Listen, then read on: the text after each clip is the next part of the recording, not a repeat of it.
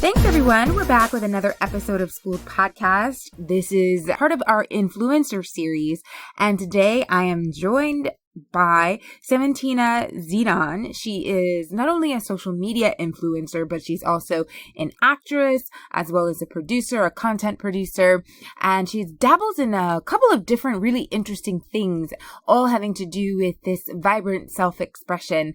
So, Seventina, why don't you introduce yourself and just tell us a little bit about who you are and what it is that you do? Yes. Hi, my name is Seventina Zenon. I am an actress. I have done a couple of films. One of them is actually on Amazon, and it's called Ghost Source Zero. I have done a lot of theater productions, and I am also an influencer, social media influencer, basically mostly for beauty and lifestyle, but also I use my social media, having that voice to express myself. And I also produce content, which are more video content, basically. Great. And Seventina, so I know you're an actress. What we're talking about today is becoming an influencer, right? An influencer in various different spaces. But for you, you're a social media influencer. So just kind of tell me how you got on this sort of path that is relatively new-ish. Right. Okay, so basically I am a sociable person and I love meeting new people.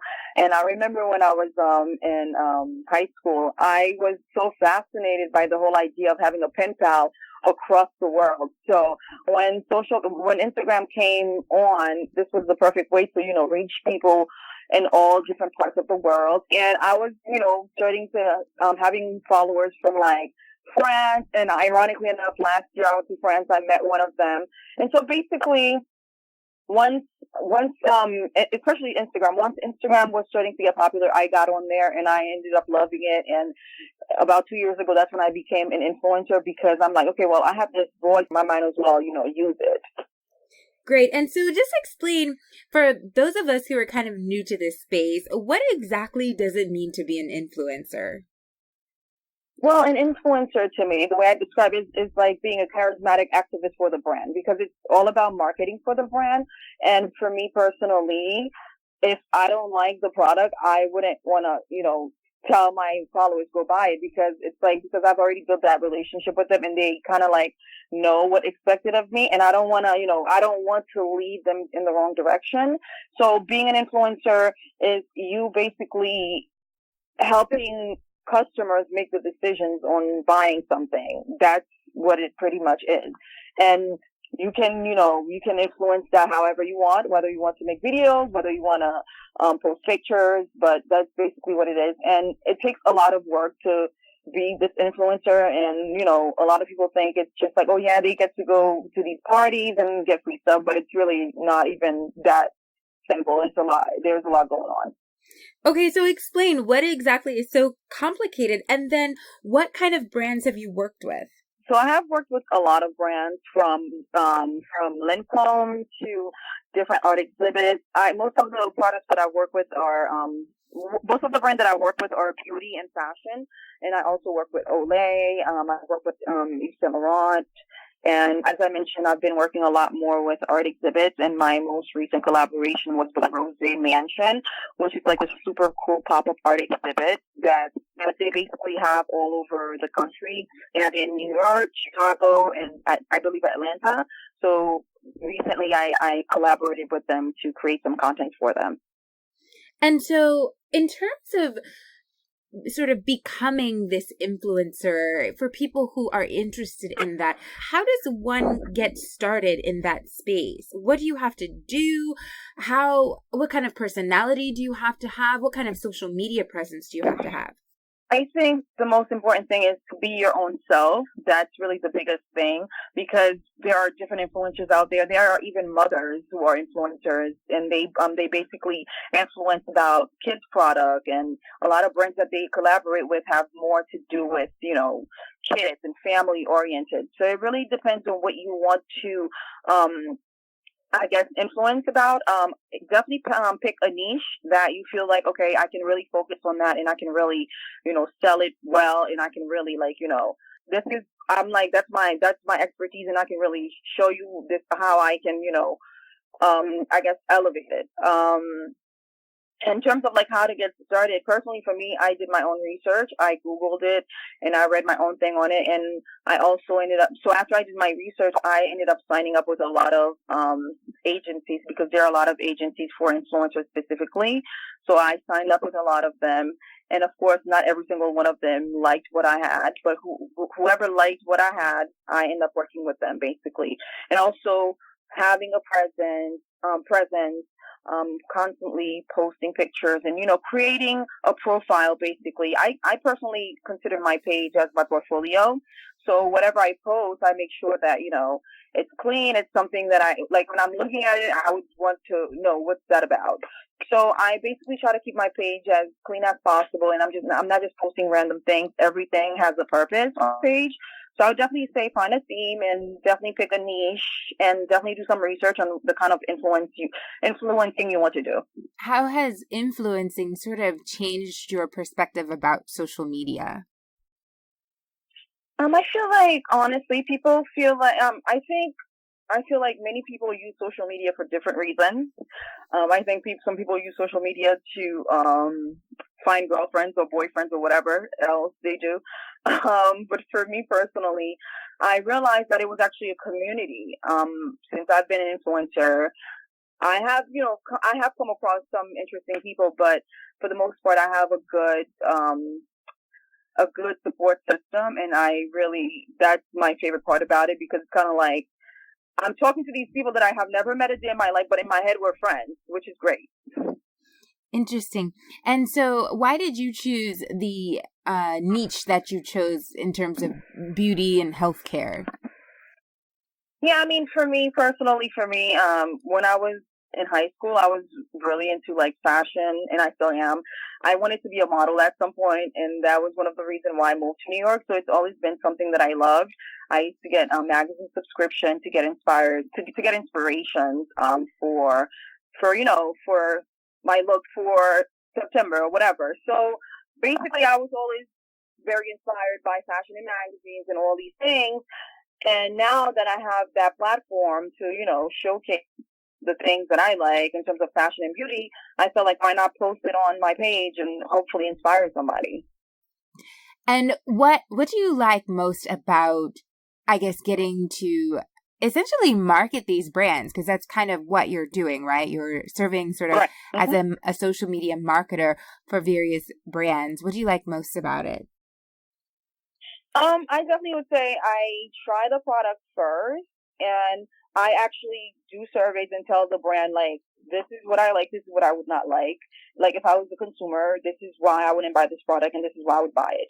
So in a way, I am actually helping the brand to, fix whatever that needs to be fixed. And because, like I said, I'm not gonna promote something to my following if I don't feel like it's something that I would use. And also, before I even post it on my page, I use it a couple of times to make sure that, okay, this is something that has potential that I can actually put on my page. And it's not going to be like, okay, you just told me about this product and it's crappy. What are some misconceptions about being an influencer on social media that you became aware of after you started doing it? Well, yeah. Like I said, many people think it's just being the socialite and we're just selling ourselves for free stuff. I've heard many people say a lot of crazy things, how like, excuse my French, that we're like prostitutes for free stuff. Why would anybody prostitute themselves for free products? Like seriously, come on. So yeah, that's the biggest misconception. I think people think it's just a joke and we're just being privileged. We're getting free stuff because we get a lot of followers or whatever it is. But it's actually, there's a lot of work. I put in a lot of work into what I do, and also many influencers that I know do the same. We have to schedule shoots all the time, and then when it comes to video production, that's like a whole thing. And I actually have a videographer that I work with personally that I pay money to shoot all my things. So there's nothing just fun, or just taking random pictures for fun to just get free stuff. It's not like that. And also, like, if you're not an influencer, you contact the brand, they probably not even gonna reply to you because they're gonna be like, yeah, you're not somebody that's taking this seriously. So there's a bigger world of influencer and of influencing out there that people don't know about, but they assuming based on what they see or whatever they heard. You said you have to invest in your own videographer. What does it entail when you create video content as a social media influencer? I mean, for me personally, I'm very adventurous, so I love to give my audience like this experience, you know. So hopefully they'll be like, oh, this looks really cool. I would like to go there and, you know, experience it myself. Like, especially with the art exhibits, personally for me, I really love art. I'm really into like this whole art world. And so when I got the invite to go to the exhibit, to the mansion, to the Rosa Mansion exhibit, I definitely wanted to make it like this really cool adventure because that's what I felt. And it was all that because I was there for like 2 hours just having fun. And and we shot a lot of cool content. And when I posted on my page, I want people to know like this was actually fun for me. I'm not just, you know, there posting a random pictures because posting a picture, yes, showed it. But when you actually, you know, give them a tour and show them all the fun things that I did, it's like, it just brings a different emotion to me out of people when they see it. And so when you're creating video content, what exactly are you trying to capture that you think is going to catch people's attention and make people want to like click on your picture or your video? Honestly, it really goes by my mode and how I feel when I get to the space because with the art exhibits, I never visited first before I go. So it's like always my first time, like when I went to the Rosie Mansion, this was my very first time going there, so I don't even know what to expect. I saw pictures on their website, but on their Instagram, but that's about it. So basically, when I get there, it's more like how I'm feeling, the energy that I feel. Most of the things that I do is really based on how I'm feeling and the energy that comes out of me when I'm there. Okay. And what do you find in terms of the content that you post? What do you find captivates your followers most often? I think when I'm speaking about my own personal experiences, like let's say something that happens to me in a relationship, or me having a voice about like something that has to do with women, because you know obviously it's a whole thing. There's a whole stigma about women in our society. So whenever I speak about that, I always get a lot of response. Or whenever I share anything personal, like based on my own past experiences, I also get a lot of responses because people also are willing to share their own story. Because like I guess because I'm okay being vulnerable with myself. That also I guess help them to feel like it's okay for me to share my story. Like you know, because you know sometimes we don't want to share our stories because we don't know the person that we're sharing our stories to, what they can do with that information. So if you're on my page, you see that I post something about a bad experience that I had in a bad relationship, then you can be like, wow, I can actually relate to that. So it's like, in a way, I'm opening like this door to have these conversations that people would not normally have.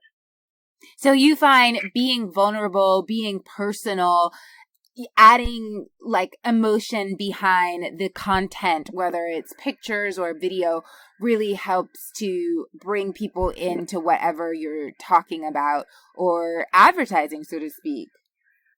Right, absolutely. I mean, I think, as I mentioned before, my social media is my diary, and I do share my personal life with it because I just feel like you never know who's going to get on this page. Like my page is public, so it's not like something that I can help. Like I may be sleeping, but somebody's on my page reading something, and they can relate to it, or they can or I can inspire them by it. So it's like I think to me, it's part of my job is to be emotional in a way. Like it's I have to be able to. I have to share that side of me because I am a person behind these pictures. I'm not a robot. Do you find that it's hard to mesh your emotional side with what is seemingly a very materialistic sort of endeavor or effort? Like, how do you do that? I wouldn't say. I mean, personally, for me, I don't take this whole influencing thing as like this fantasy world that some people do. Like I said, I'm sharing my own personal experiences, and that to me is the most important part. And when I say emotional, I'm not like talking about ranting or just saying something crazy, because there are a lot of brands that follow my page. But I'm saying, like, I do share my own personal experiences, whether it's at work or wherever, whatever the experience that I went through that I feel like sharing, I will share it. But it has nothing to do with the product itself, honestly, because a lot of things that I post are just random pictures of me with quotes. It has nothing to do with brands. But you believe that being vulnerable and emotional helps make you more appealing to brands? I think it makes me more appealing to my followers, because it shows that, because I don't know them personally. So when they when they see my post, or they comment on my page, and I spoke to them, in the comment section, they know that, okay, she's an actual person. She's not just a random, she's not a robot. So it has nothing to do with the brand, honestly. Understood. Okay. And in terms... Yeah, that part has nothing to do with the brand.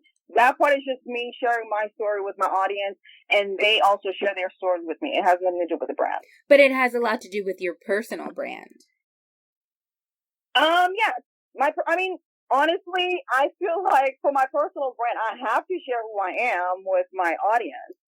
I think that's a part of my personal brand. I can't just... Because the thing is, not even with marketing, just in general, like, if you want somebody to buy something from you, you have to be personable. You can't just be like, yeah, so I'm selling this, come buy this pen. They need to know a little bit about you. What inspires you to make this pen? Why all of a sudden you want me to buy this pen from you? Like, it's like, if you can give them a real story about why you decided to create this pen, they might want to buy it more, instead of you just trying to sell them this pen. Like, that doesn't make you a good salesperson. If you're just trying to sell whatever it is to somebody, instead of just sharing your story. So people like to know that they're interacting with a real person, not a robot, essentially. Exactly. And I guess if there was one thing that maybe you wish you knew before you started becoming an influencer, what would it be?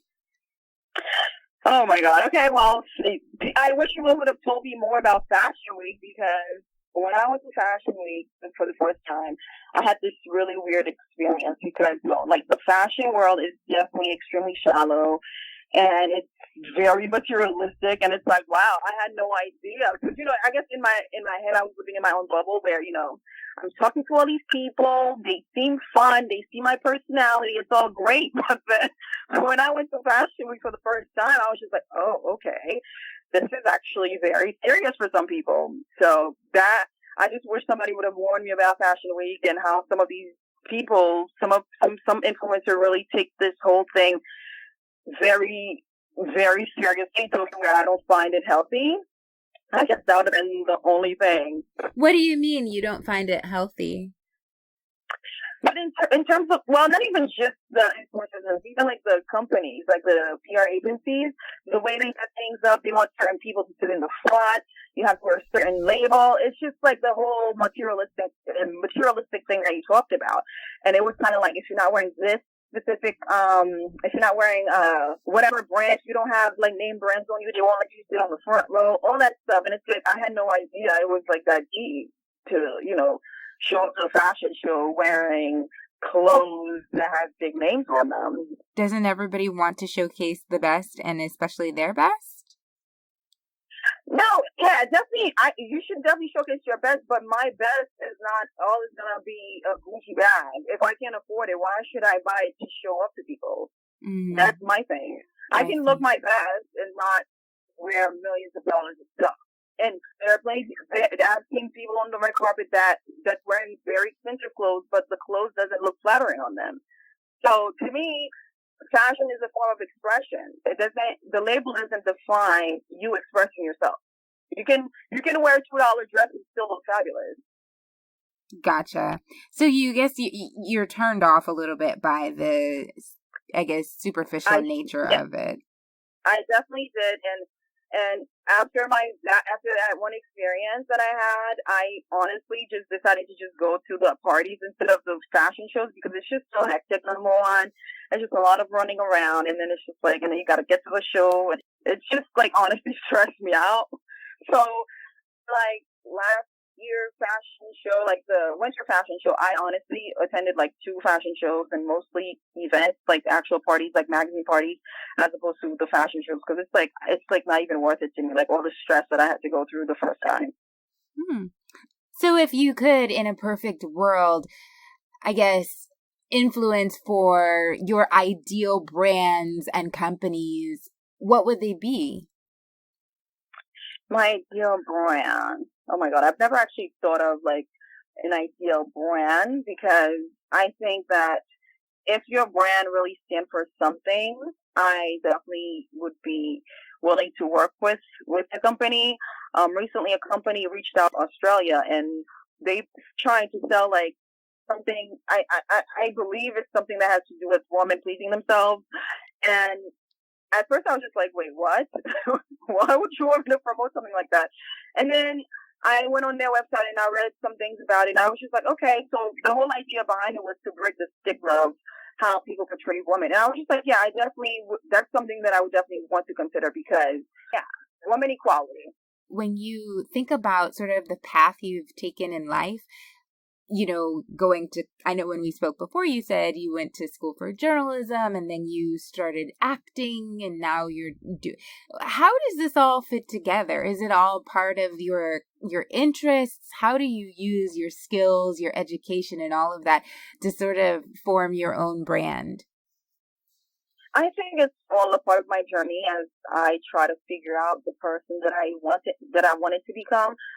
Yes, I did went to school for journalism, and originally when I moved to New York, I wanted to actually be a model, but then talent agencies were telling me I wasn't good enough because I wasn't skinny enough. I was not fitting into the standard of the fashion industry, and so that's why I was kind of like, okay, well, this is not for me. So I basically gave up on that whole modeling world for a while, and I just, just going to school to become a journalist.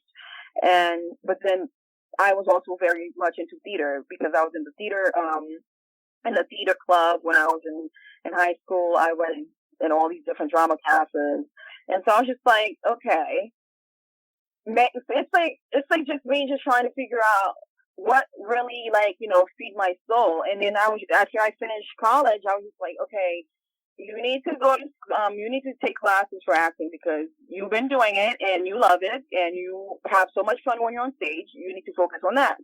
And that's what I did. And as far as me using journalism to, I guess, to mesh with my influencing, basically it's just the way I write. That's the biggest thing. Like how I'm expressing myself, how I'm trying to find my voice to express myself to my audience. I guess that's how I use my journalism. And also me reaching out to public relations companies to build stronger relationships. That's how the journalism side of me comes in. Okay, final parting words for anybody looking to become a social media influencer. We know that you specialize in the area of health and beauty, but in any area, anybody looking to get into this very interesting world, what would be your advice to them? Well, my biggest thing, as I said, be your own authentic self. Just find your own voice. To me, that's the biggest thing, because, obviously self-love and self-expression is definitely a bigger deal in our society, which is so amazing, and I highly encourage it. So definitely find your own voice. If you are a funny person, you're dramatic or whatever it is, when you're creating your content, when you are writing your captions, because that's what's going to resonate with people. Not you trying to be something that you're not, because it's just like, it's that whole idea of me pretending to be something that I'm not is just getting old. And also find the niche, like getting the niche. That having a niche is like definitely very, very important. So when people come on your page, they need to know what is this girl or him or this guy is influencing about. Is he into sports? Is he into fashion? Does he collect cards? Because it's really, there's no wrong. That's the good thing about being an influencer. You can influence in any sort of way. You don't have to, there's no rules.